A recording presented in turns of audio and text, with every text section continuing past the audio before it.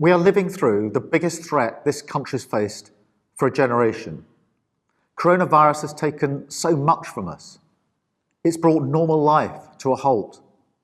We can no longer see our friends, no longer spend time with extended family.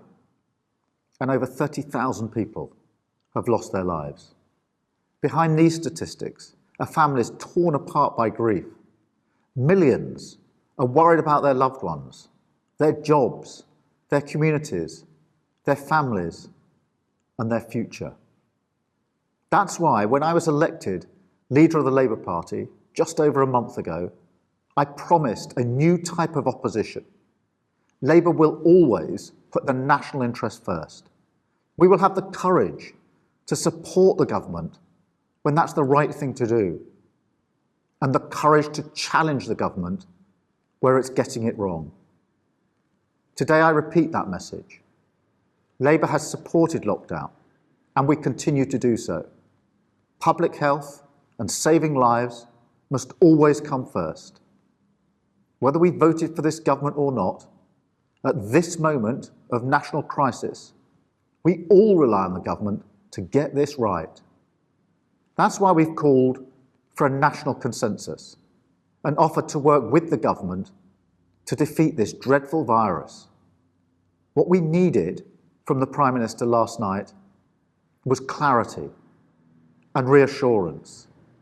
We needed to hear that nobody would be asked to go to work or send their children to school without it being safe to do so.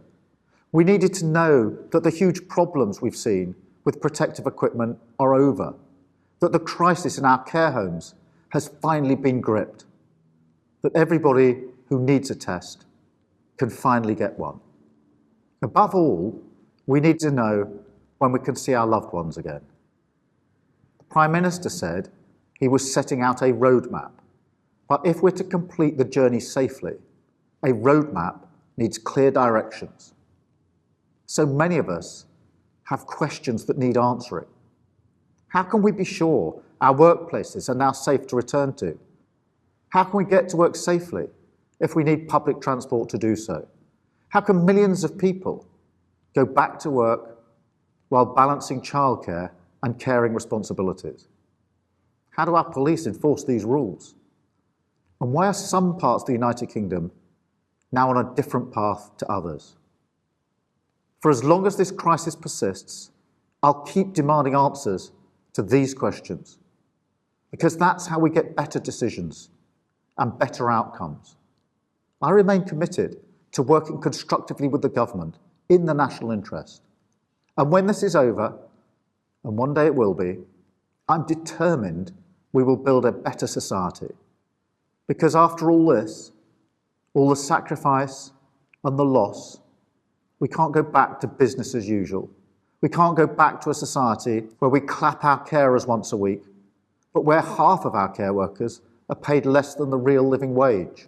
We can't go back to a society where we pay tribute to the heroes of the Second World War, but see our care homes as an afterthought.